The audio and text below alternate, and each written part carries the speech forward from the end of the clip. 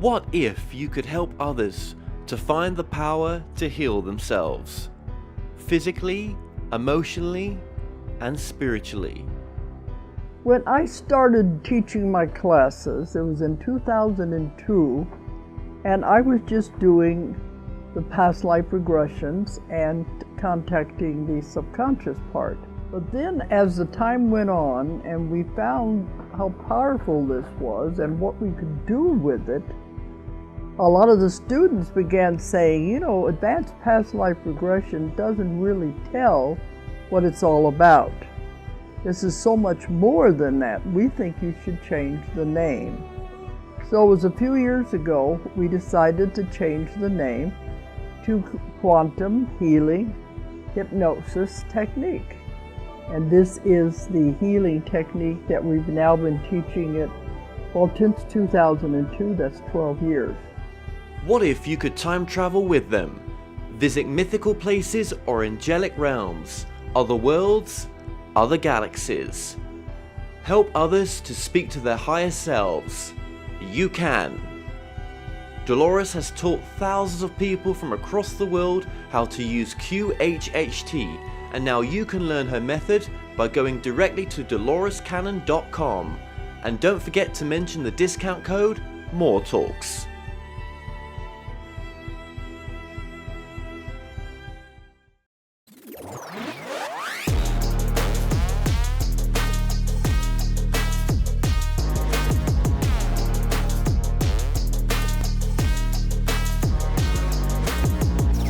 Hey guys, and thank you for watching another episode of the Kevin Moore Show. Now on today's show, I'm about to be joined by my two guests, Dave and Carla. Now they're retired colleagues on a spiritual path, sharing their story and experiences with the world about their past 29 lives together. Now Dave is currently the Vice President of Medical Affairs at a small midwestern hospital, and Dave was a cardiac nurse for 10 years and then a physician for 23 years, where Carla worked as his office manager. Dave and Carla, welcome to the show. Thanks for having us, Yes, Kevin. thanks for having us, Kevin. It's a pleasure. Yep. Well, thank you for coming on and agreeing to do this as well. And thank you to Michelle, the producer for this, that arranged this interview. Well, she's not my producer, but I'm working with her sometimes, and she is a great producer. And she just calls me up sometimes and just says, "I've got this great guest for you," and I'm like, okay, and then obviously when I spoke to you, Dave, just earlier on today, I was like, oh my God, this is pretty fascinating, actually, this story. So, Dave, your background, are you a doctor then, or? I'm a doctor. I was a nurse before and then went back to medical school and actually just recently retired, but I still work as a vice president of medical affairs at a small community hospital here in Ohio. Right. What were you a doctor in? What was your specialist? Actually, I'm a podiatrist. Oh, what's that then? That's a foot doctor. Right. Okay. Yep. Okay. And how many years have you done that for? 22. 22 years. And are you still practicing, did you say there, or? Nope, I just recently retired. Just recently retired, yeah. Just January of this year. What does that feel like? Well, it's a pleasure working only part-time now. Never go in more than about 4 hours a day to the hospital. And so it's great. Yeah. Well, I guess then you're about to start a new career doing something different and maybe something that you've been working on for some time, which is what we're about to talk about now. And for yourself, Carla, you're retired as well now, yeah? I'm retired. I had 40 long years in that office, second with Dave and first with another doctor. So 40 years, I did my time. I'm free. Yay. Yeah. What did you do? What was your job there then? I was the office manager. Okay. Yeah, she started when she was about 9. Uh-huh. Yeah, probably feels like that, right? Absolutely. It does. Yeah. Well, okay, let's do what we would do maybe at the end of the interview and go straight from the end to the beginning here. If you were to sum up what it is you do and why this is important. I would say that this is a mystical connection that we obtained during meditation that changed our lives. Completely. Yeah. Okay. And for yourself, Carla, what do you think? How would you sum it up?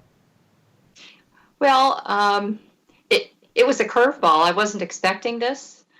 I've always been rather open, but when we realized that Dave is very connected and can speak to the spiritual world just like we're speaking to you right now, it changed everything in life. It changed the present, the future, all of the above for us in a really good way, because we have a positive message to put out, and I've always been the sort of person that believed I had a purpose, and now I know what it was all this time.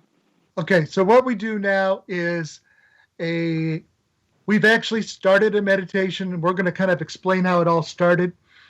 We actually do teach meditation, but through meditation, we found a portal to past lives and memories. And it really started with Carla asking me a simple question. Which was, do you want to try to meditate? Because before we retired, we had implemented electronic medical records in the office. And, we're not in our 20s and 30s. We were used to paper charts, and everything went electronic. And it was really difficult. We had a really rough way to go with it. And Dave was very grouchy, and he had been my best friend since 1998. He was very unreachable. And I finally said to him one day, okay, let me call a counselor for you, or do you want to try meditation? Which is it? So Dave said, I'll meditate. And when we started meditating, it was peaceful. I got to turn off the computers for 30 minutes, get up, go down the hall, start seeing patients. It was really very relaxing. But there became a day when I was meditating, and I started to have a memory. And when I say a memory, it was something that happened to me in 1962. My father had gone to graduate school in Boston. We lived in Nebraska. He was going on the GI Bill at the time. We drove all the way across the country as a little 3-year-old boy. Now, from Nebraska, I had never seen the ocean. So when I got a chance to go to the ocean with my father, my mother, and my sister, I thought it was exciting. And I was running on the beach in my memory, and I was screaming and yelling. And this little girl jumped up, yelled at me, and told me, "Stop, you're bothering my family." She came over, she actually pushed me down, sat on my chest, gave me a kiss on the forehead. Then she jumped back up, put her hands on her hips. She was standing there in this little 2-piece blue bathing suit with little ruffles. She had this little pot belly hanging over. And in the background, I suddenly heard her mother yell, "Carla, this is not how little ladies act." Mm-hmm. Apparently I did. So tell her what happened, Carla. So although I did not remember this during meditation, I didn't have to remember during meditation because it was always very vivid in my mind. Being from a good Catholic family, there were 5 girls and my parents, and they were always getting separated. They'd split up, get back together again, split up. And this particular day in the summer of 1962, my parents had gotten 2 cabs for us to go to Revere Beach. And when we got there, for whatever reason, I'm the youngest of all the girls, I didn't have a bathing suit. So all 7 of us went across the street to one of those little souvenir shops, and we bought my first 2-piece blue ruffled bathing suit. And I'll remember that forever because my family was together. I had a new bathing suit. I never got new clothes because I always got them handed down from my sisters. And not until I had regression therapy just a couple of years ago did I live the whole day again and saw Dave and heard his obnoxious screaming on the beach. And so it was all corroborated again. Oh, hang on. What we're saying here, as a child, Dave was on that beach as well as a child. Yes, correct. that was correct. Dave. Oh, right. Mm-hmm. And that wasn't Dave projecting himself as a child on the beach in your regression. He actually really was with his family, and your paths crossed and you just didn't know it, right? Got you. Yes. We didn't know it. It was 36 years later when I was looking for a practice to buy that I walked in and met Carla, and she was the office manager of that practice. So somehow we were drawn together 36 years before. Then again, we met in this life again in Ohio. She had moved from Boston to Detroit to Ohio. I had moved to Ohio to open a practice. And so we thought that that was an interesting thing to learn during meditation. The part that became really fascinating for us is I continued to meditate. And then I had another day where I had a spontaneous memory. And I remembered being shocked. I suddenly felt a thud on my chest. I fell back. I could see Carla standing, and it sort of looked like Carla, but she was dressed like a flapper. She was standing over in a doorway in the side of an alley. She was crying, and I fell and bled to death and died. And so I started telling her about that story. I kept getting more and more memories of that story. And finally, I realized that I had met that flapper at a wedding in 1925. I knew that the wedding was for a mobster named Angelo. I knew her name was Ruby Donaldson, but I really didn't know a whole lot more at that time about it.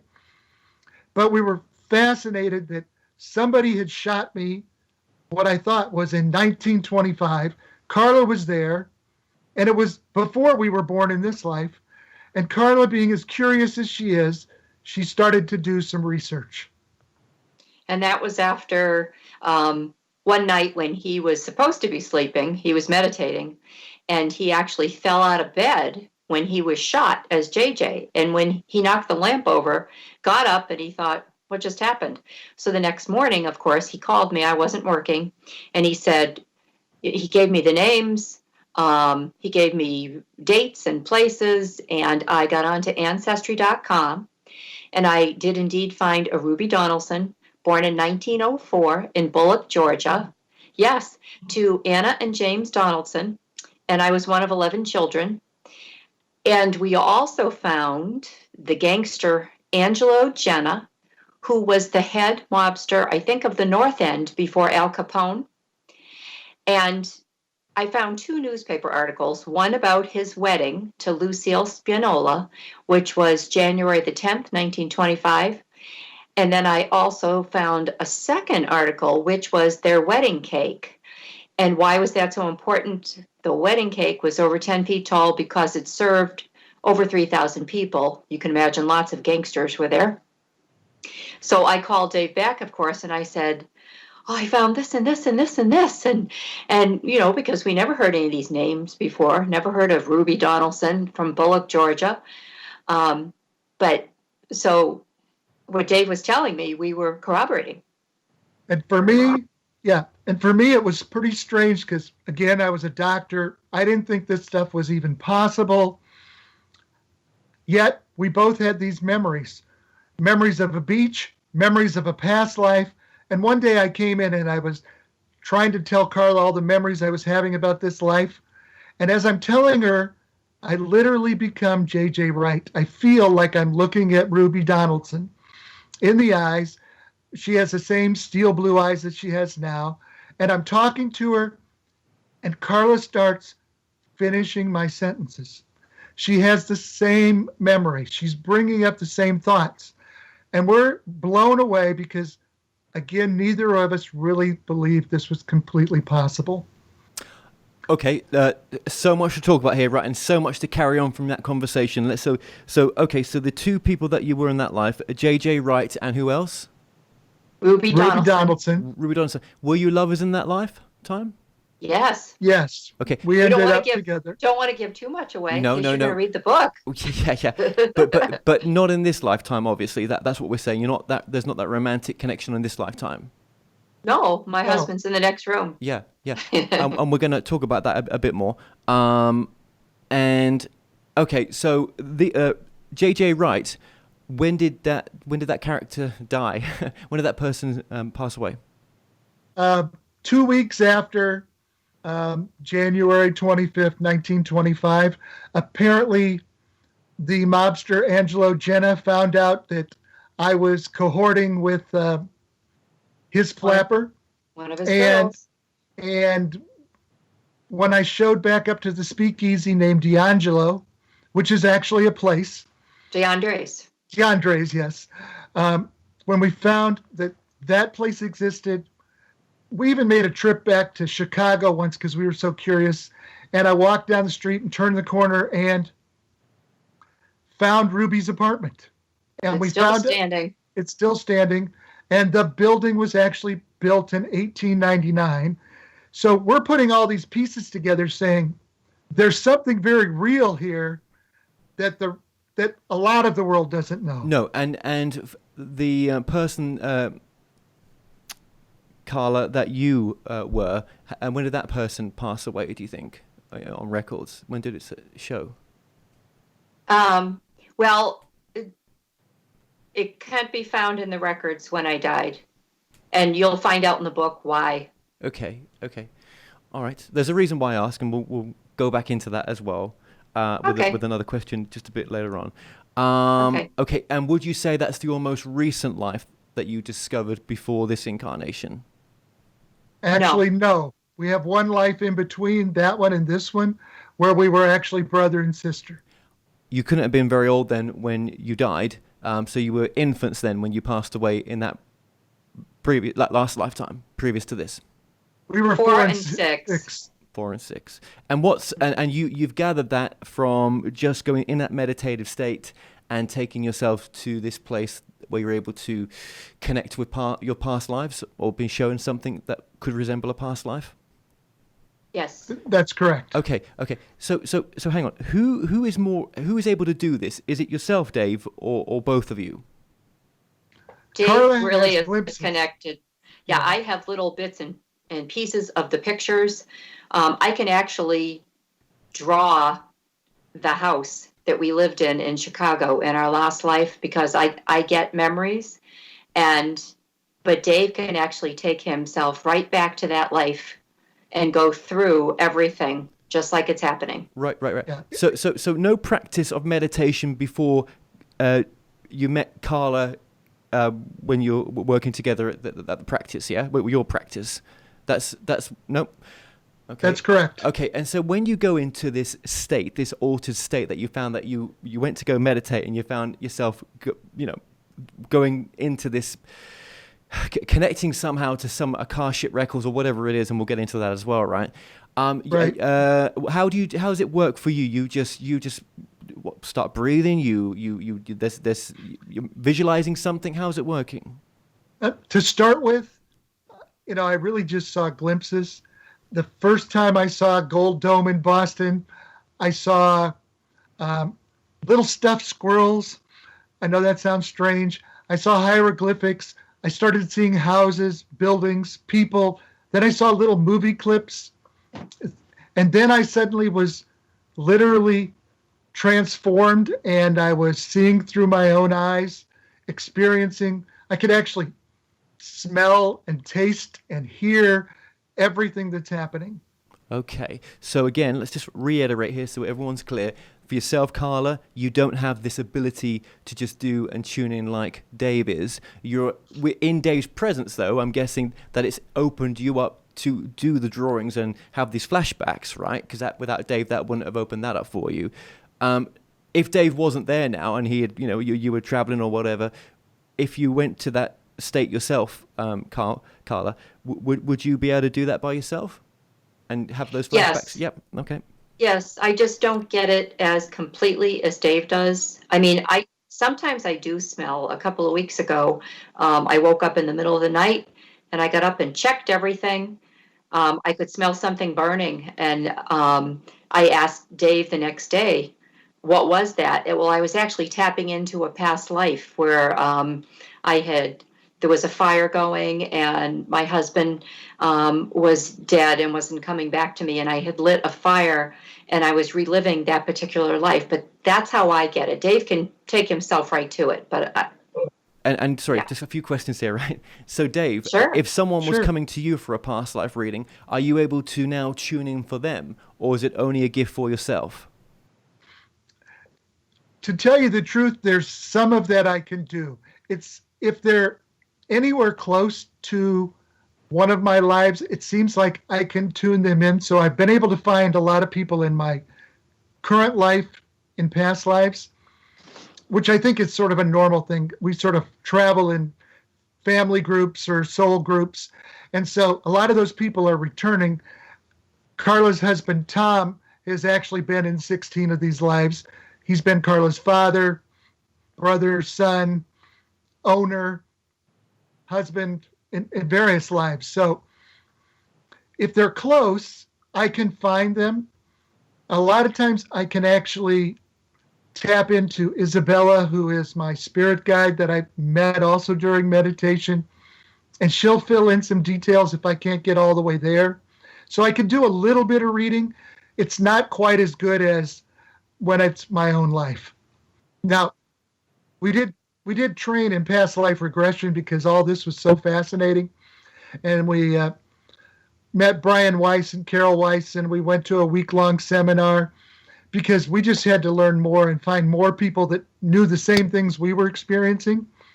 And so now we can take people back and regress them. We really don't do it for a living, but we do it because people need to know that this is true. Okay. Going back to my original question when we first started this interview, what is it you do? What does it matter? What is it trying to show people? Let's go back to that question again. Remind everyone, what do you think this is showing people, and why does it matter? Here's a few things that matter. The first thing that matters is we are literally infinite beings that don't die. So that removes the fear of death, should be removed from many people. Now, they still grieve the loss of their family and loved ones, but we never really die. The next thing that we kind of learned during this was that reincarnation was really God's plan from the very beginning. And another lesson was there is no hell. God is a loving parent. He gives you chance after chance, experience after experience to get this right. Like any parent, one mistake and you're out. It's not one mistake and you burn in eternity forever. There's actually hope that your life, even if it's not pleasant now, is teaching you a lesson that will make you grow and let you get back to God someday. Okay, so Carla, would you say, based on what Dave said there are no mistakes, just experiences? There's no right and wrong. There's just positive and negative choices. And, you pay for your consequences. You can do what you want, but there will be consequences. We refer to that as karma, one way or the other. Hey guys, look, sorry for interrupting this interview right now. I just need less than 1 minute of your time. You may know I'm currently working on a documentary that's going to shine some light on the subject of discernment and why discernment is so important in this field. I'm working on the documentary titled Captain Mark Richards, A Murder in Camelot, and this is going to be a mini-series. It's going to investigate the many claims of the whistleblower called Mark Richards, who claims that he's a political prisoner and was framed for the murder of his friend Richard Baldwin. This is all due to the time that he spent in the secret space program. Now, Mark is the top whistleblower for the conspiracy theorist Kerry Cassidy, and she regards Mark as the most important whistleblower exposing the secret space program so far. So I've recorded 23 interviews for the documentary, but what's missing is the contribution of some key players involved with the story, and I'd like to use actors to sort of recreate some of these key players and some major plot scenes. So if you feel drawn to donate and to help, your support means the world, and the link to donate is in the description below, or just go to captainmarkrichards.com, click the banner at the top of the page, and enjoy the rest of the show, and thank you for your support. Consequences on this level, or when you reincarnate back, and when you go back to where we come from, because I'm guessing we come from it, we go back to it. Who is choosing for you to go back? Where is the free will that if you don't want to go back, you don't have to, and if you don't want to take on the role that could help you, you don't have to. Nothing's forced. So I'll give you our lessons related to that. Certainly, you get some choices of when you might come back. Minimally. Those choices are very minimal. The reality is you're placed in a situation because you have karma you have to fix. Now, the free will part comes in when you're in this physical plane, the earth world. You have to have free will. Without free will, First of all, you can't make mistakes. But the real lesson in all of this is you can't love if it's forced. You can't love God. You can't love your fellow man. You can't love out of guilt. You can't love with conceit, selfishness, and jealousy. You can only love if you love freely, if it's not forced. And so the lessons we're all really supposed to learn is how to love. And Dave explained to him about the cycling and how you come back with your family mates and your karmic mates. So, yes. So again, those people that are closest to you return with you over and over again. And we call those family mates. Those people that return over and over and with you again, because you continue to have karma that you don't fix, can be karmic mates. So you'll see them in life after life. We actually have a next door neighbor that's been in many lives, and we always seem to have a problem. He keeps showing up in our past lives as somebody we would consider not a great influence. And he still is a problem in this life, even though he's divorced his wife and moved on. But those kind of things keep following us until we somehow address them or realize that we can't let them control us. So if we're coming back with those people, imagine that the next door neighbor lives a life to 80 and I'm in that life with him, but I die at 20 and we need to come back again. Then I will wait until our cycles catch up so that we can come back again to work on the karma. Well, yeah, okay. What if there was I'm sure there's more for you to discover on this journey, and what you're being shown is just what you're able to handle right now. But I guess, what if there's something fun, like, you go back home. I just call it home. Just use that word for it. But right. and you're like, you don't have to wait for nothing, because there's other realities. There's other parallel lives. There's all sorts that the soul can do. It's not just what we understand. It's beyond our understanding. It's beyond our understanding, and people are using quantum mechanics to try to explain this. But the reality is, if you really study even quantum mechanics or quantum physics, if there are parallel existences, they're based on probability that there's been two decisions, and one decision takes you down this path and one decision takes you down another path. It's really not that you start a path from heaven or home or whatever you want to call it, and you can shoot off in this direction and this direction. And even quantum physics says time actually exists and it's a measured vector. Quantum physics actually says if there's a parallel life, it has no effect on this life whatsoever. There's no entanglement. It doesn't involve this life. And so the reality is, if you want to use quantum physics, which a lot of regressionists do, to try to explain why lives don't match up correctly, or why somebody's life overlapped another life, they're using that really as an explanation. Well, of course, you can live as Joe Schmo and Dave Bettenhausen at the same time, but I don't believe that's really true. I really think it's cause and effect. That's the lessons we've learned from Isabella. And even the day God came and told me, because I said, Carla asked me who God was, and I said, God just said, I am. And God's message is, it's really cause and effect.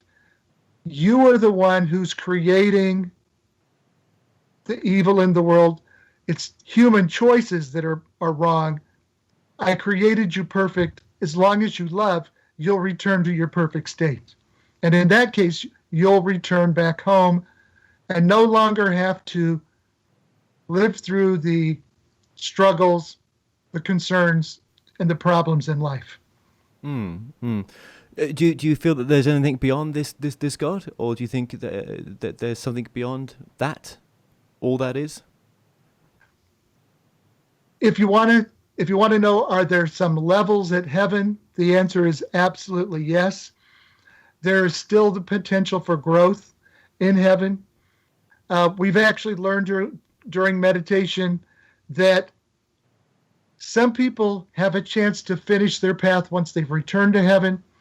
There's actually a level of heaven that who've almost completed go there, and sometimes they still can choose to come back to help others. So there is still a possibility that you're done if you want to be done. However, I think if God asks you, will you go back to help this soul? You're going to say yes. What's your background, guys? Are you both religious? Was it both Christianity or what was it? I was raised Catholic. Dave was raised Catholic. And then my mother got divorced. So she was Mormon. And then as a married adult, I was Methodist. But now we are spiritual. We believe that religion is for fellowshipping. Well, I mean, religion would be great if they allowed you just to have your own religion where you can have a blank book and put your own truth in there, and others can put their truth, and you can mix it all together, and you can see what works for you. But it's being told what to think, what to say, what to do, and what to. But people want that. Lots of souls want that. They're desperate for it. They don't want to take responsibility for themselves, and they have no interest in growth whatsoever. But that's also beautiful because it's all about experiences. I mean, if God wants something from us to go back and to do these things, what are we giving to it and ourselves? Obviously, isn't it the experience? It's the experience and the growth. And even, I hate to put, human terms on God, but I want you to think about, from God's perspective, which is really the only one that matters, if we don't have free will, we can't literally choose to love. And if we aren't responsible for our own actions, and we say, I'll be sacrilegious if you say that Jesus had to die for all of us to return back home, where's your own personal responsibility? Your portion of the growth still has to happen. Yeah. Okay. I mean, yes, that is true. I find it difficult, and I'll always find it difficult, these types of interviews where, I'm going to go home one day and there's something that's above me wanting to tell me what to do. I mean, I don't know. Where's the free will in that? So is God telling us what to do? Most people don't remember their past lives. Now, the past lives are always sitting in your subconscious. If you want to call it a scorecard, your subconscious is a little bit of a scorecard, recording all your positive and negative experiences. And that's actually a neuroscience issue there. So we're saving positive and negative experiences. We're growing and learning on our own. We're making choices. And when we go back, there's a time of atonement between lives where we're taught the lessons we should have learned.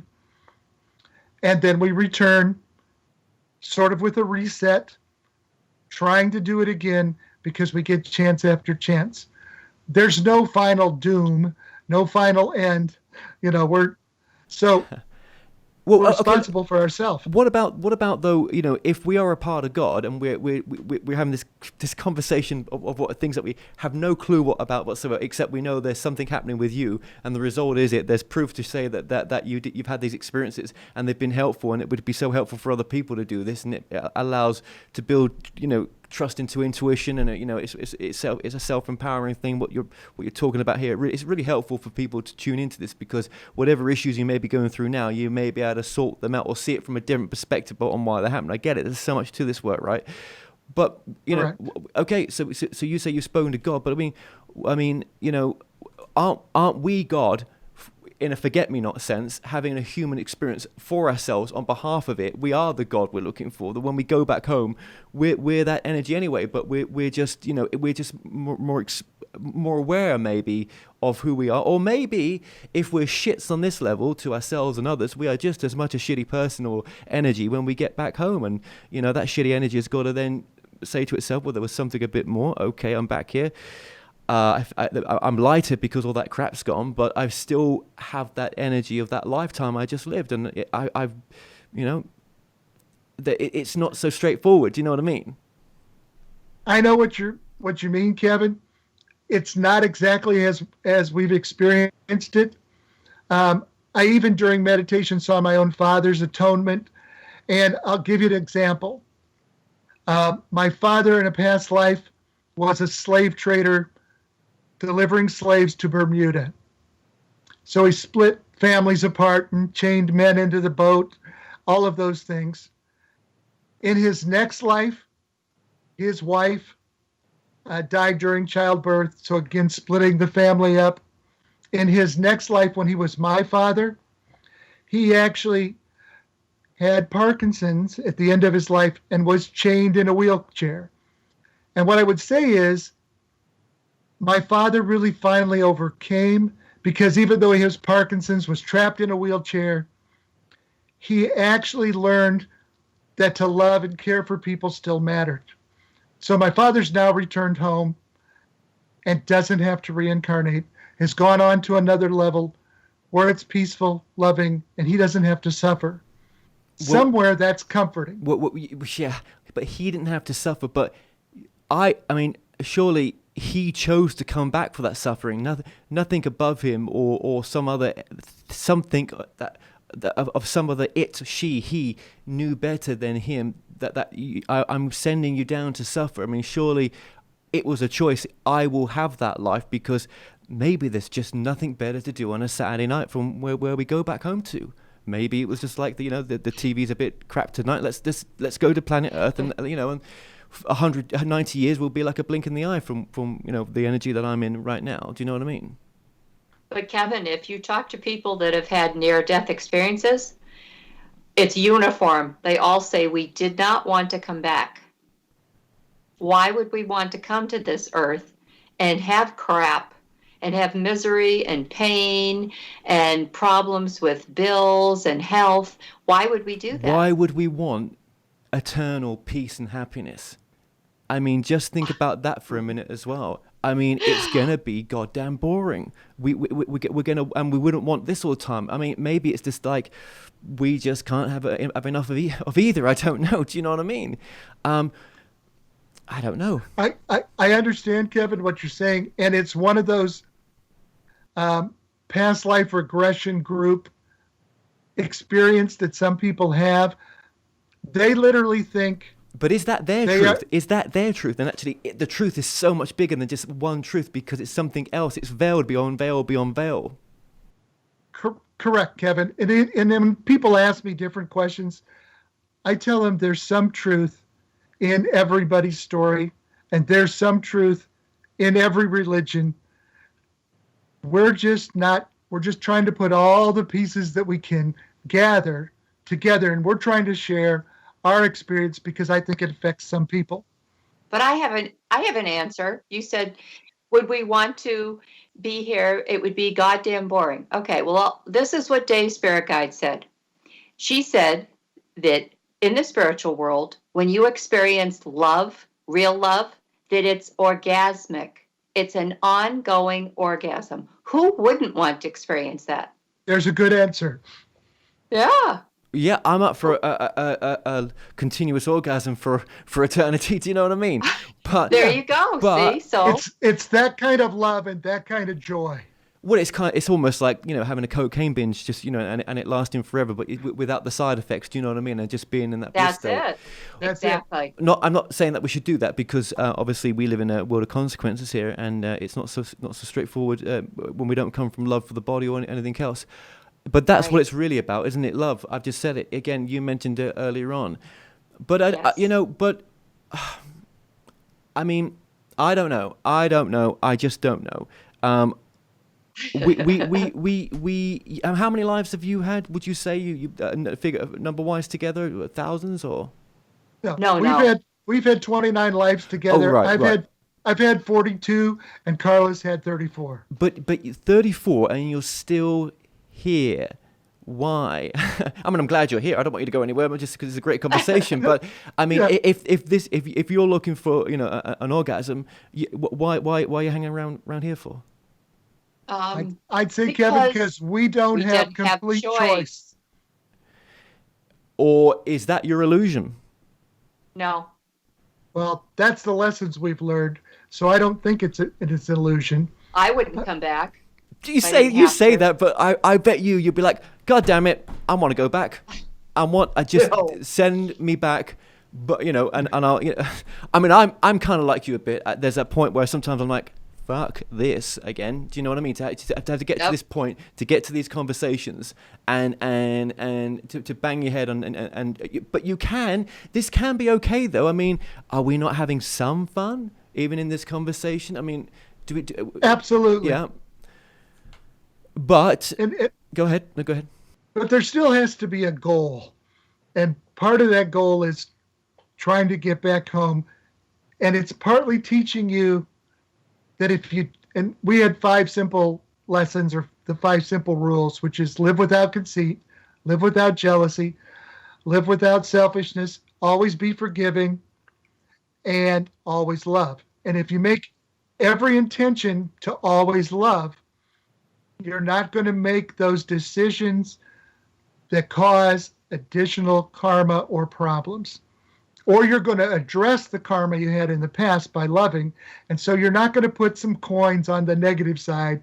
You're going to keep piling the coins on the positive side. And sooner or later, you're going to get through your 34, your 35, your 42, 50 or 60 or 80, whatever lives you have to live, till you realize that this is really the point that you wanted to get to start with. Yeah, but there could be all sorts of contracts going on there where we may say, you don't want the fight, you don't want this, you don't want that, anything opposite from love. But what if you've come down here as part of a group and you're playing a role that you don't even know you're aware of sometimes, and for you to play that role, you're stepping into the dark. You're stepping into that because for whatever reason you've agreed to it, and it's just that's the path you've got to do, and it's not always the easiest one. But So- see, if you have the correct tools, and that's how we learn, you have the correct tools to play that role after so many lives. And if you're still not using the correct tools, then shame on you. We should be figuring it out. We all know how to make good decisions. It's whether we choose not to. And Kevin, I got another question just for you. The question is, a lot of people talk about this idea of soul contracts, and here's my real question. Who enforces the contract? So you could break your contract at any time because you say you have free will. So the contract really has no meaning. Well, it's you, yourself, me, myself, and I contract, I guess, isn't it? That's right. Well, let's say the contract is Dave says, I want to come back with Kevin, and Kevin says, I don't want to come back with Dave. Who gets to win? Who wins? It depends who's taken on which role. Are you going to be the man or the woman? I suppose that could be a fight. Maybe, I don't know. But yes. Well, yeah. I mean, what if it's my ex, one of my, or someone that caused me major pain in this lifetime, and you're back together in the space that we don't understand, we can't understand. It's beyond our conceptualization. It may look just like this. Maybe when we go home, they make we are creating our reality, and we create it to be something similar so that we're comfortable with it. Who knows, right? But yeah, right. We're in that situation, and one of us, we're going to choose, not because there's an omnipresent voice around us saying to it, choose. Do you know what I mean? You just know that's, I don't know, somehow you just are more aware of what maybe it is you're going to do. I don't know. And I think, Kevin, there's an omnipresent voice that's saying choose. And there's a greater plan. So if so that's what I think. There's a greater plan. It's all been sort of orchestrated, and then you're given free will so that you can grow and learn, get through those situations, and return home not having to do this again. And have compassion for everybody in every circumstance. I met a lady called Susan. She had lost her brother 38 years ago. He was stabbed multiple times in the heart with a knife in the chest, a baseball bat, and then his body was dumped in the Pablo, the San Francisco Bay. And so I'm meeting her. It's late night and stuff. It's 37 years later, and unfortunately, she's not forgiven. She's the guys that did this to her brother, and there's some pain there still, not but it's there. That murder, as it is for a lot of people that have gone through stuff like that, it's almost like yesterday it happened, right? Yes. And they're not able to do what we're talking about, nor would they ever hear this conversation or any. But then again, maybe they have had a lifetime of trying to go to a church or something, that. If they're not spiritual, or to try to work on themselves. So there's lots of that going on here, and it's very difficult, isn't it, to forgive in that stage. I'd like to think I could do, right? But shit, man, it's not easy, is it? It's not easy, but you're really hurting yourself by not forgiving because it stays with you. Yes. So you can't really grow if you can't let it go. Oh, I like that. That rhymes. Yeah, you can't really grow if you can't let it go. There you go. You channeled that, Dave. Yes, I've channeled it right in there. Yeah. Yes, I get that. I wouldn't say I'm the most in the most loving stage of my life right now. I mean, any sort of self-realization would tell me that. But sometimes we are in it for the fight. I know we've chosen that, but that's just how that's. If you're going to choose a particular career or do something that's, whatever it may be, it's not so straightforward. It's not so straightforward. And again, when you use the word fight, I think you mean that's your purpose, that's your drive. I think that's different than the word fight, because again, one of the lessons is really in war, there is no winner. If you win the war, you've probably got karma, and if you're the loser in the war, you turned out wrong. So in war, there's no winner. And Kevin, I'll give you another little thought, just because I love to tell people this. If you believe in reincarnation and you believe somewhat in karma, and you start to look at what's going on in the world, and we start talking about whether we're leaving this world to our children in a horrible state or not. And when you think about it, if you believe in reincarnation, not only are you leaving this world to your children, you're leaving this world to yourself. That's a big one, isn't it? That's a good one. Yeah, that is so goddamn true. Yeah, that's beautiful. That is. Thank you for that. Yeah, we're leaving it to ourselves.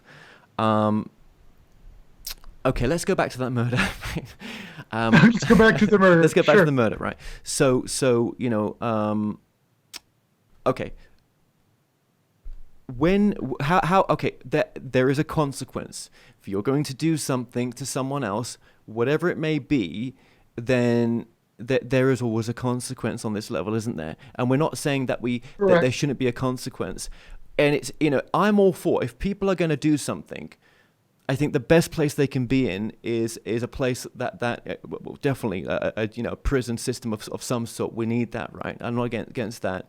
I'm sorry if people have a hard time in prison and what they have to go through, but they didn't have to, shove that blade in that chest. I mean, they're not quite, it was all or whatever way of murder or rape as well. But they have to forgive themselves, and they have to self-realize themselves what they did wrong. And I'm all cool with that. Self-evaluate. Yeah, self-evaluate. Yeah. If they can do that, I'm all cool. But when they can't and they deny it, I don't know. I don't find, and my love for that person is not there. Now you would say we can't be that way. We can't judge like that. The only way forward is for us all to love. But I just can't. No, I'm going to come back. I know, right? You might be coming back, because the other lesson is you can self-evaluate, but you can't judge others. We don't know what they've come from. We don't know where they're going. When we didn't live their life. When we start judging others, we're again playing on that level where we're putting ourselves in the role of God, or the most advanced, or the creator, or the person. So when do we say, though, enough's enough? You're still denying it. You're claiming that you're this or that, which you're not. You're an absolute liar. Or do you say, I love you, I love you, I love you, and just keep doing it? Well, Christ invited everybody to the table. According to the Bible, he invited hookers and tax collectors and everybody. So I guess it doesn't really matter. You should not let it, it's not your path to take, it's their path to take. It's no skin off our nose. If somebody murders somebody, you can be there for the people that are affected by it, but it's not for us to judge. Yeah, we support the victim, because you need to. Yeah. It's hard though, isn't it? Because if it's not this type of judgment, I'm using an extreme situation here just to get the point home, right? It's Right. Yes. a judgment on something else, but it's still a judgment. Do you know what I mean? I mean, Yes. look at the president. We could be judgy towards him, couldn't we? Even though he's Yes. talking about staying in office and not leaving, and some sort of, causing some sort of major problem with the system by doing that. But I suppose who cares? I suppose, is that what we're saying? Well, Kevin. So just because the way you're discussing this, there is such a thing as group karma. So as a society, we've done wars forever. That's been, there was crusades back in the days. Nero destroyed the Jerusalem. It was all led up to World War II. The Holocaust existed. Part of that is something we're all responsible for. And so the only thing we could change is ourselves. And if we change a little bit and the next guy changes a little bit, we call it the ripple effect. So if we don't start changing now, we're all going to be returning for thousands of lives trying to get it right. We have to start making some motion where we start changing the way we approach society. One of those things is we all have to follow some of the rules of society. We have to be kind to each other. We have to be loving. We have to take care of those who are poor. That doesn't mean that we get to be lazy and not work and just become the poor, because some of the poor don't have a choice. Some of the poor Well, that's are trying interesting, not to work. isn't it? I mean, why is someone reincarnating into the poor lifestyle, or are they not? No, they are, because we're saying in this conversation we choose how we're going to come back. But are we making choices? We're making choices based on the group that's incarnated into that poor existence, but we still have the choice to get out once we're aware and old enough. We actually, if again, that's part of overcoming. If you care enough and love yourself enough and you do the work, even if you're born into a poor family, certainly in the United States, UK, those areas, you can actually raise up above where you were born and share what you've learned as you go up, pull others up with you. That's part of the issue. Now, I think there are areas in the world where overcoming your situation is extremely difficult because they're oppressed by their government and et cetera. But in those areas, again, there's some group karma. So we have to try to help those people raise up. All I'm hearing is, yeah, okay, no. We have to help them to raise up. Well, aren't we maybe helping someone just in maybe seeing this conversation in a future time that we don't even know? This could be on the internet, and I'm saying these words, and someone's saying, "Hey, man, look, he's saying that," and it's 100 years later. Right now, they're watching it. Do you know what I mean? Yes. Absolutely. Yeah, That's actually what we hope. We hope that our message moves the dial a little ways, helps people move a little bit farther forward, starts to make a difference, because that's really the message. That's why we wrote the book, The Gift of Past Lives with Mother Isabella God Elizabeth, because we got messages that we thought people should hear. Yeah, I mean, I think things should be called out if they're wrong, but that's a judgment to say they're wrong. But it has to be wrong. You can't, if you're going to do an act that's unloving, that to me is, you're either consciously aware or you're not. And if you're more consciously aware and being consciously aware that that's wrong, it's not the right thing to do. It's from love. If you're going to rob someone, that's not from love. And that, if you're going to call that, someone's going to call that being judgmental, then I don't think you are you? I mean, okay, if someone's going to rob someone, is that being judgmental to say that was wrong what that person did and that person needs to own up to it or do the right thing? Dave, tell him about your grandfather who was a judge and his atonement. So my grandfather, when I got to witness his atonement, my grandfather had started out poor. His gas station exploded. He moved back into town in Lincoln, Nebraska, and he was looking for a janitor's job at the University of Nebraska. And what he found was somebody at the admission office gave him a part-time job because he had no job. And when he graduated, finally from the University of Nebraska, because he could go, because he worked there as a student for free, he kept going to school, kept working as the janitor, graduated from law school, got a job on the bench finally, and finally became a Supreme Court justice in the state of Nebraska. Now, that's a great story. He was a great man, wonderful guy. I loved fishing and all those things with him. When he got to his atonement, where he's doing his past life review, God made him sit through thousands and thousands of atonements. Because God said, you've got to learn, Albert, that sometimes when you were on the bench, you made a judgment based on your personal prejudice and not a judgment based on the law. So if you're judging people based on the community law, I think you're following the rules of society, and that judgment is something God would say is okay. If you're judging based on personal preference, prejudice, all of those kind of things, then that's wrong. So saying it's wrong to steal is perfectly okay. Hating the person who stole from you, maybe not so. The only hate should be no hate. Well, you know what the hate is sometimes when they can't admit they even did it. It wasn't me. I never did that. That wasn't me. You got the wrong guy. I didn't do anything wrong. That's fear. Yeah, it's fear that the world will run amok because we're not all running and following the rules. There has to be some rules. And all society works by. Yes. Been in this way. Okay. No, fascinating conversation. No, it really is, and how that guy had done many past lives where he had gone on self-judgment, which is moving away from love again, isn't it? Do you know what I mean? But the biggest form of love on this side is self-love as well. We're pretty low on that, some of us, aren't we? And oh yes, absolutely. And that could even be a form of, I know this sounds strange, selfishness, because we don't love each other or we don't love ourselves, and we're really expecting love to come to us and not putting any effort in, and even trying to be your best self. Love yourself, love who you are, try to work on yourself.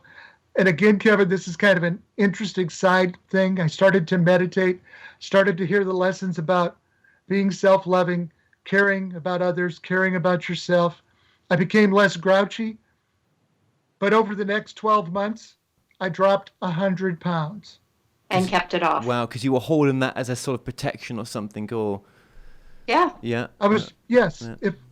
It's not being selfish, not letting myself go, not making others care for me, care for yourself, because that's all part of the same lesson. Well, I mean, as I get a bit older, I mean, I'm 42 now. I mean, not that old, but a lot older than I was, 20 years ago, right? And I see these relationships that I used to be part of as well. It's like, I need someone to love me. There was many reasons I wanted a relationship was important, but this idea that we couldn't, that we were less than happy by ourselves, and it's all just bollocks. Yes. Yeah, and again, this is one of those lessons that we've learned. To truly love, you do have to love yourself. And to truly love, you have to be complete within yourself. And the two people together are already complete, and they just complement each other. It's not that somebody else completes you. Yes, because one of the biggest lessons in this incarnation is relationships, isn't it? And what they're here to teach us as well. Just you're having your closest partner in this lifetime. Yes. Yeah. Absolutely. Yeah. It's the interaction between people. That's what really matters.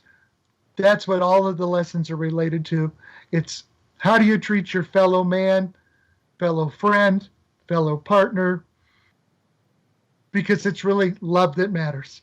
Any of the other choices that you're making are about ego, yourself. They're selfish, conceited. You're worrying about, whether you can afford the new car, but is it your friend can't afford to eat?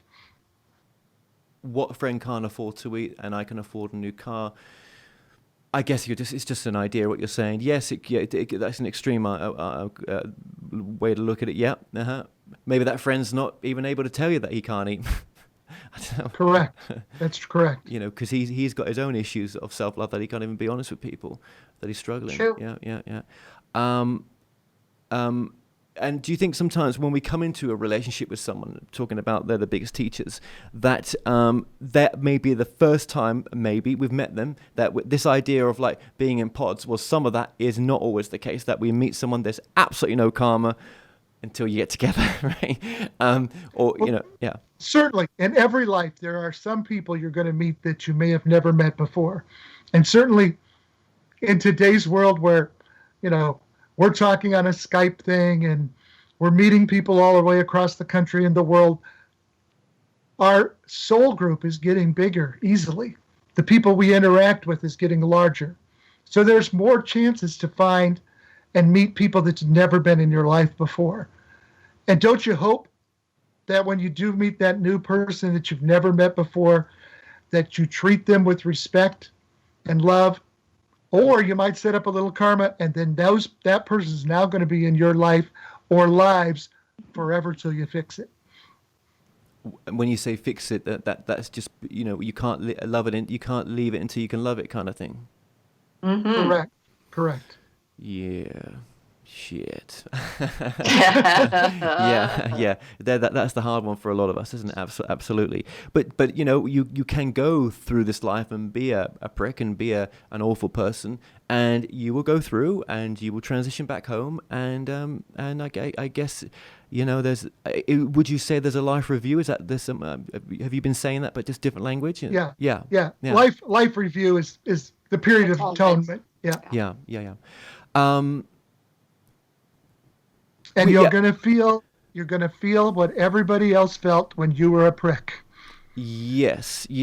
And not everyone is going to go through life with these types of conversations. I mean, even with themselves, like, there's such things as past lives, and love is all there is, and and some people may not even go to church or any religion, right? And think there's something more, and they're never going to come across this. This conversation will never be forced down their throat. This conversation will never be on some, it will never be a big kind of output where lots of people will see this kind of conversation, right? Or other conversations like this. Well, maybe they're happening. Maybe Oprah's doing it. Well, not quite. No, it's not. I don't know. It's not. Oprah's doing some of it. No. What I meant to say is it's not mainstream conversations, right? Which is fine. But my point of saying that is, I guess life doesn't want it to be. Otherwise, this whole way of living that we've got would be over. Do you think souls want to come here as the atheist? Souls want to come here to be the murderer and I'll be the victim. Souls want to come here to be switched off to the everything or the potential of what they are. But does that also mean, if they want that they're still nasty people? Because I'm sure atheists say that I'm a loving person. I'm nice. I'm a loving atheist. I don't need anything else to be over me. My power is within me. So I would say, Kevin, if you're a loving atheist, because I don't think God is judging, there's this good and evil that is not really the way it is. I mean, it's sort of more flowing than that. And so I think the humanitarian atheist who literally says, I'm not going to hurt anybody, I'm not going to hurt the environment, I'm going to give everything I have to try to help people, I think the humanitarian atheist can finish this life too. Just as the truly humanitarian Christian, and in fact, when we study past lives and we've gone through this, we find out that we've been Muslim, Catholic, Christian, Jewish, Buddhist and Hindu and Egyptian pharaohs. All of those things, we've prayed to pagan gods before. I think it's the quality of the love that matters more than the religion, more than whether you believe in past lives or reincarnation or not. I think when we have public conversations and we're talking about those difficult issues that we're addressing, whether it's the Holocaust, prejudice, it's the start of the conversation, and we just got to keep those conversations going because those are going to matter. Yeah, yeah. I mean, I used to, my conversations with people when they used to come were never quite like this, you know. But I guess as I've grown, it's just like, hang on a minute, time to sell check here, discernment, right? Because there's lots of, even in our field, lots of people spouting out utter nonsense, utter unloving stuff, and people like, it's like watching porn for them. They just can't get enough of it. Do you know what I mean? Yes. Yes. And so we hope that we reach one of them, 2 of them, 10 of them. Somehow we reach some and they start to question. Because if they at least question what they're doing, they may change what they're doing. Because again, it's part about self-evaluation. I mean, I'm not saying there's anything wrong with porn. If people want to watch porn or people want to, you know, be in the porn industry, that's fine as well. But everybody's got to make a living. I get that. Well, yeah, but I guess, and even with the porn, it's like, you know, even women in that industry now are starting to become empowered. That it's their content, it's their money. They're not having, things have become different, aren't they? But Right. you know, how loving and even Kevin, in the world as we look at it, people think that it's horrible, but if you look at whether it's what we're trying to teach or other people are trying to teach, we're actually in a world that's slightly less violent than it used to be. We don't have big wars like we used to have. We're empowering women, and if we look at our past life lessons, we found Carla owned by her father, by husbands in past lives, in a situation because women had no rights, and now they do. So something is changing. The world is growing. We hope there's a period of enlightenment that's happening. And some of those are the lessons we can learn from past lives, whether it's slavery, women's rights, war, power. They really didn't ever make a difference. The Catholics fighting the Muslims or the Muslims fighting the Catholics in the Inquisition, it never made a difference. It's really when both sides are invited to the table and say, again, Jesus invited everybody to the table. What do you believe? What do I believe? What do we believe together? And how can we make that work? Just going back to the porn, I just want to say as well, right? No, I'm just going to say this, right? With it, Kevin. No, I'm not. No, I just want to say that, I would say that if the women in it aren't being, if it's not, I mean, how empowering is it for women to do that? Well, I would say it would be nice to if the studios would make films where it's more like making love kind of stuff. Do you know what I mean? Rather than the absolute crap that's put out there. And that's not a reality, because a lot of young people watch that stuff. I mean, let's just face reality. And if it was made with love in it and stuff like that would be different. I think that's the only thing I want to say about that right now. Right. Very good. Yeah. Very good. You're like, can we go? Can we go? No. Hang on. Yeah. Let's get to a different topic. Who did Michelle book us on with? But do we really? I mean, what is the end goal for all this? Because if we are going through centuries, if we try to look at it like that, if that's even possible, of coming from this space that we're discussing here today, we saw, the change on Earth, in the sense that we were more loving to each other. It was a more peaceful way. Are we trying to bring this reality into alignment with where we actually truly come from? And why are we trying to do that? Is it some sort of great experiment? I don't believe it's an experiment. I think it's if you're trying to ask what God's perspective, and I don't think any of us can really get there. However, Kevin, if you want to talk a little about God and the experiment, even if you talk about quantum physics quantum physics says that there's all this matter and antimatter, and possibly it came from this Big Bang and all of those things. But what we really find in the world is there's an order that isn't described in quantum physics. There's actually patterns that exist. There is evolution that's occurred that isn't explained by science. There is more matter formed than antimatter, and that shouldn't be physically possible. So there is some force, whatever that force is, that's God, creator, creative force, that has moved us in a pattern that is actually observable and ordered, because it should be completely random if we believe the multi-universe, multi-everything. We all do what we want. There's all free will. That's not the reality. There's a pattern. There's a system. Evolution occurs differently. And even one of our lessons was the human being, the Homo sapien, actually had to get to a point where he evolved far enough that this consciousness that we call the soul could interface and start to learn these lessons. Absolutely. It's all part of the order. So if someone's watching this that's going through an abusive relationship right now, and they're like, okay, I get it, love, I've got to love my abuser. That doesn't mean we have to stand by it, though, does it? I mean, we have to use our little legs sometimes if it's getting too bad, and take ourselves, if we love ourselves enough, eventually take ourselves out of that. But Absolutely. It's difficult, isn't it? Absolutely. Yes. Being controlled by someone else and feeding their conceit is also wrong.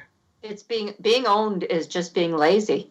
It's because you're too conceited to do anything about it. You'll let somebody else take care of you, and you're hiding. Scared shitless? I mean, what if they're scared shitless? Well, I'm just saying, I was scared shitless. You can get out. If you have enough self-respect, you will do it. You'll find the help. It's out there, especially today. Yes. It's out there. Right. Okay.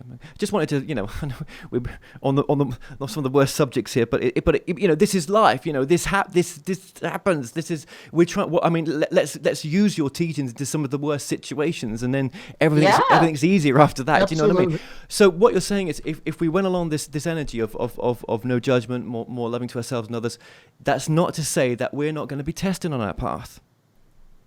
We're going to be tested because that's how we learn. We're actually going to be tested. However, every time you have a test, you're going to have some sort of choice. The choice to stay in an abusive relationship is a poor choice. It hampers your growth. It doesn't allow you to become the best person that you need to come.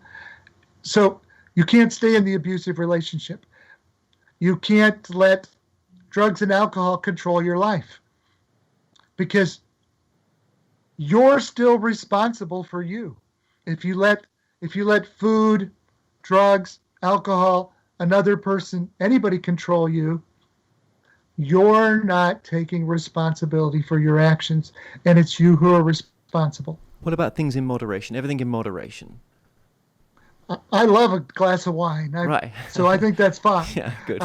Everything in my, so yeah, everything balanced. I'm not going to give that up. Chocolate should be daily. Yeah.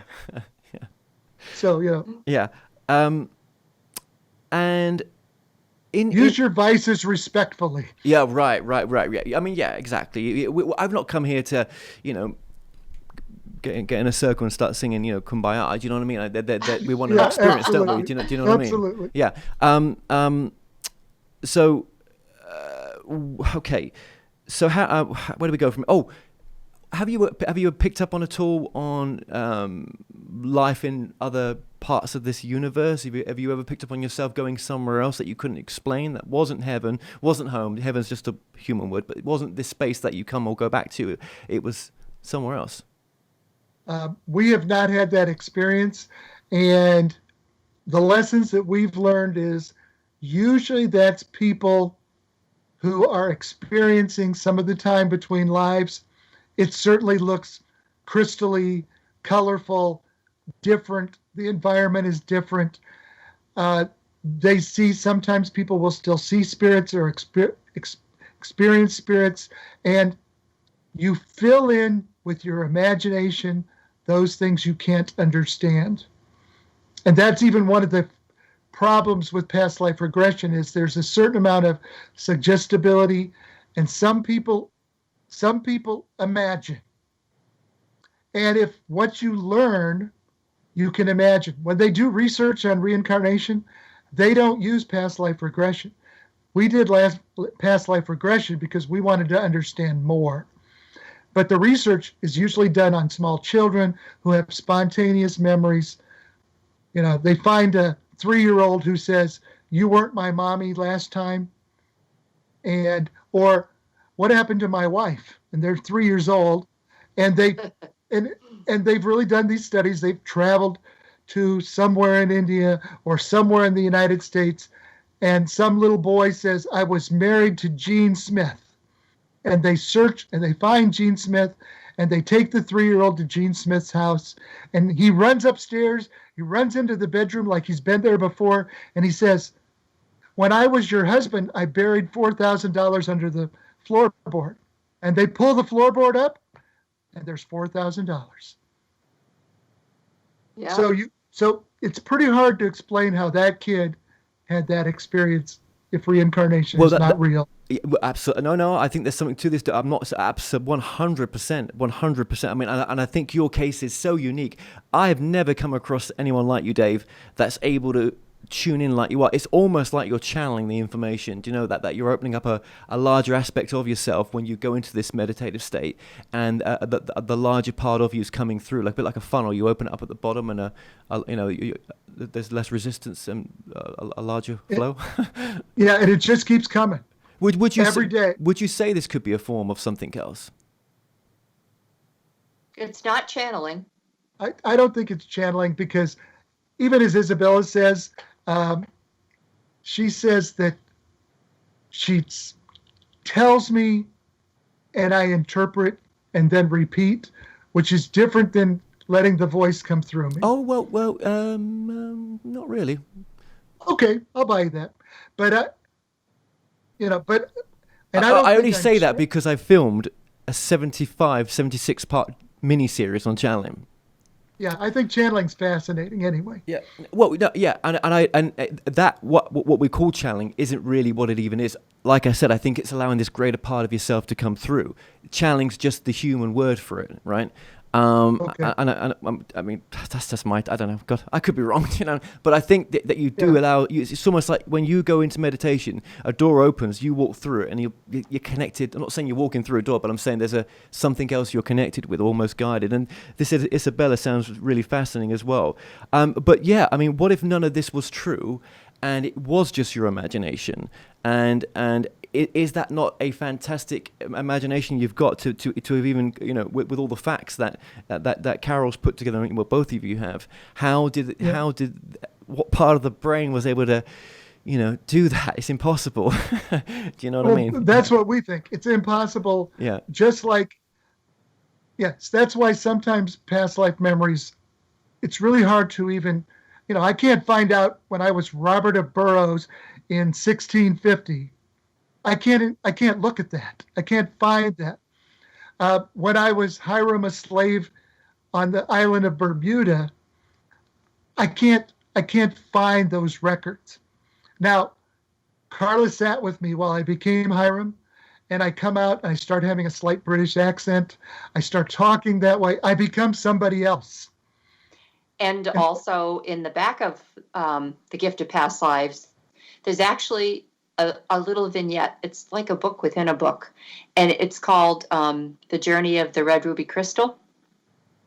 And the red ruby ring that's on the front of the book is actually a piece of the red ruby crystal. And in that vignette, it explains the 34 times that ruby crystal has changed hands. Ruby Donaldson was one of them. It was within her hands.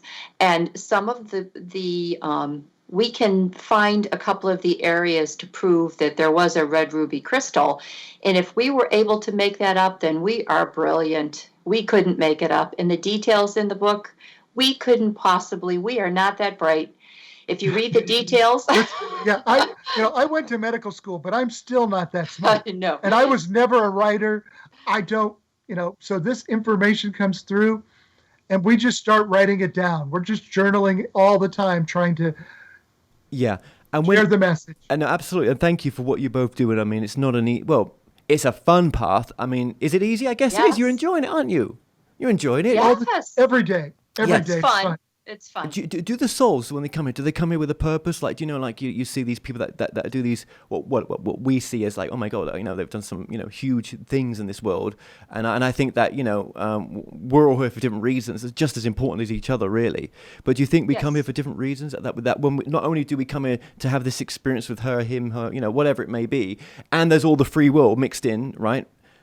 Right. And stop me if I'm saying it wrong. But then is there other reasons for coming here? Like, I want to experience this, I want to be that type of person. Yeah. But then again, some of us are saying, I don't know what my passion is. I don't know what I'm supposed to be doing. If we do come here with a purpose, we don't seem to know it sometimes, do we? Well, Dave and I believe that the reason that we came together in this life, my 34th and his 42nd, was to write this book. Many of our books, we're starting book 4 and 5. We're actively writing in those right now to reach the world. That's why we're together, to put this out, and maybe people will read it and pay attention. Good and evil, just very quickly, because I know we're at the end here. I mean, we've spoken a lot of good and a lot of evil, I suppose, right? But yes. in your opinion, then, just experiences and ones that we shouldn't judge. Yeah, it becomes tough, Kevin. So again, Kevin, I guess the only perspective that matters would be God's creator or source. But if you look at good and evil and the stories are all written by man. If you talk about, original sin and Adam and Eve, or whether you talk about the American Indians that said there were 2 bad people, this is all book 2. 2. Hell no reincarnation. Yeah. There's all of these old mysteries that are why there's evil, or you have Plato and Aristotle who all are trying to describe evil. And the simplest thing to say is those things that bring you closer to God or are more loving, because God is really love, are those things that are good. And those things that pull you farther away from that, the conceit, the selfishness, and the jealousy, are bad. That's our evil. But evil is really created by us, because if we were loving, there would be no evil. God doesn't create evil. God creates free will, and free will creates evil. Yep. Okay. It's a tough one. It's a tough one. I get it, Kevin. Yeah. And we've got to be able to learn to forgive ourselves for anything that we've done as well. We've got to, be nice to other people. It's hard. It's harder to be nice than easier to be horrible sometimes, isn't it? Or to come from that space. It's easier to retaliate. It's easy to get somebody pulls you off, knocks you off the road because they pull in front of you. It's easier to use a common hand gesture than it is to say maybe they're on the way to the hospital. Kevin, don't let him fool you. Dave is like pure love. He would never use that hand gesture. I might, but he is not that person. That's funny that you might. That's funny. Yeah. And what have you learned from all this? How much have you changed since you started doing this work that you never even thought was going to be where you were going to go? I mean, I bet you guys can shake your head sometimes and think, how did we get here? It's lovely, but, so how has it changed you, Carla? Well, because of the way I was raised, and I always questioned everything, I have the answers now. And it all makes so much sense. It makes so much more sense to me than don't do this or else. If you do this, you're going to burn in hell. It doesn't make sense. It makes more sense to me that you get chance after chance. And if you get it right, good. You're not going to get scolded. You'll be reprimanded a little bit. And then you'll have another chance. It makes more sense. And it does make sense that we don't have to be perfect. It's not what life deals us. It's what we choose to do with it the intention. It's our intention. So if our intentions are good, then we'll graduate. And Kevin, every day I wake up and I'm happy. Yeah, that's beautiful. That's beautiful. Yeah, yeah. Well, if someone's listening to this now and they're like, oh, I just, how am I ever going to fix it with this particular person? I'm just, I want to, but it's too late. I mean, can we just forgive them, or can we send them love just in our mind? I mean, is that good enough? Is that the cheap way out? It might be the cheap way out, but Kevin, again, there are people in your life that become toxic to you. And I don't think it probably does you any good to continue to beat your face against their hand. So if they really are toxic and it's making you unhappy and it's making you not your best self, separating from them is the only way you're going to reduce that karma, because your anger toward them is not going to go away unless you start to forgive them and separate yourself from them. But that's about taking good care of yourself. Yes. And there'll be more books after this, which is wonderful. It's almost like, some of these, I mean, I was surprised when you've got 2 books out at the same time. That was surprising. It's a process. Yeah. It takes a while. I mean, yeah, that's a lot of work. 2 books. Wow. Yes. Yeah. One came out in March. Yeah, one came out in March and one just came out. So, how many more? I mean, what's it about now? Your message is really about what you've learned from these past life regressions. Correct. That's really what we learned before past life regression. Yeah. What we learned during past life memories. Yes. Again, you learn that you've been on every side of every war. You've been every religion. I don't have an experience of being female, but other people have been both male and female. Certainly, I've been a slave and a slave owner. I've been a king and I've been a pauper. I poisoned Dave, and I was poisoned in return. Yeah, so there's all of those experiences have happened. But if you don't experience all sides of every issue, maybe you're never going to really learn compassion. And that might be part of the lessons of 42 from what we know. So, even if we, realize that part of this is the compassion to learn every side, maybe it takes more than one life. But for most people to learn every side of every issue and develop some real true compassion. Absolutely. And to end it on this as well, that, no matter where we are, whatever age we are right now, wherever we are on our journey, if this is not the life we really want, we still have the power to change it and have something better, if that's what we want to call it, but something that we really truly may desire. It doesn't come overnight, but you have the right for that, regardless what you came here to do. Absolutely. Yes. You can't go home. And you have free will to change who you are. Yeah. And even if none of this was true, and people were living from the space that you're teaching based on a truth that's not true, well, when they shut their eyes for the last time and it all goes dead blank and you don't even know you've gone blank because you're just nothing again, you're unaware of nothingness and it's gone forever, you still lived your life at a better place than had you not come from that space. Do you know what I mean? So nothing's a waste. That's what I'm saying. Yes. Right. Yeah. Yeah. I know it's true. Matters. But I'm just saying, right? Yeah. I get it, Kevin. Yeah. Beautiful. And how can people get in contact with you guys? Our website is thegiftofpastlives.com. Certainly you can order the book there. We have other information there. Whenever this COVID thing is done and we start doing meditation classes and the 5 simple rules and those kind of things, people can reach us there if they would like to have us come and give those kind of lessons. Again, we're going to see where that goes. Apparently COVID-19 is going to be with us for a few more months at least. So, yes, for sure. And thank you so much, David, and Carla, for yourself. Sorry if I've not engaged with you as much as I should have done. I feel like I've not brought you in enough, but no. Okay. I think you're great, Kevin. Okay. Yes. Okay. You were good. You were funny, and when I think of you, I'll think of porn. I gotta love it.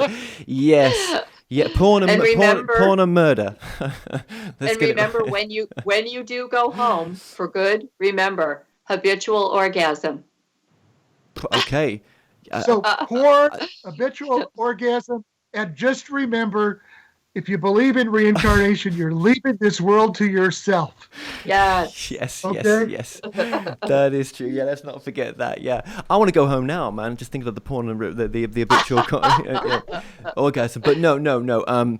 No, I mean, that's another thing as well. We chose to come here. Let me just say this as well. No matter what we've talked about today, right? And that we've talked about a place where we're all going to go back home to, and it's nothing like this. That is not. You chose to come here, and if you're thinking about taking your life or wanting not to continue right now, that's really, you're cheating yourself, aren't you? I would have thought. Yes. It's selfish. Absolutely. If even while we've been learning, suicide is one of the most selfish acts, because you've cheated yourself of learning a lesson. You've cheated somebody else from learning a lesson from you. And any kind of murder, self-murder, it's really shortening someone's life, and you're stealing their gift of this life. And maybe that's why they come back to be the spirit guide of the family that they affected. Maybe, to pay back some karma. In all in a loving way, I'm saying, but I'm just saying, there's things that we don't understand, right? Well, I say that, right, because there's a channel out there called Channeling Eric, and his mum brings Eric through other channelers and mediums, and I know Eric's done a lot of good for a lot of people, right? But I'm sure that there is some contract there where he's had to do that. It might be his purpose, or he came back because he just wanted to help others. Yeah. Okay, well, your website one last time is? thegiftofpastlives.com. Okay, wonderful. And here's a picture of the book. Yep, that's been coming up on the screen. That has Carla as well, along with your website as well. Well, it's been fun, and and I just want to say, look, Carla and Dave, until the next time, which I'm sure there will be another time, just thank you so much for joining us right now. Thank you. You were fun. It's been our pleasure, Kevin. Say hello to everybody in the UK if you get back there sometime.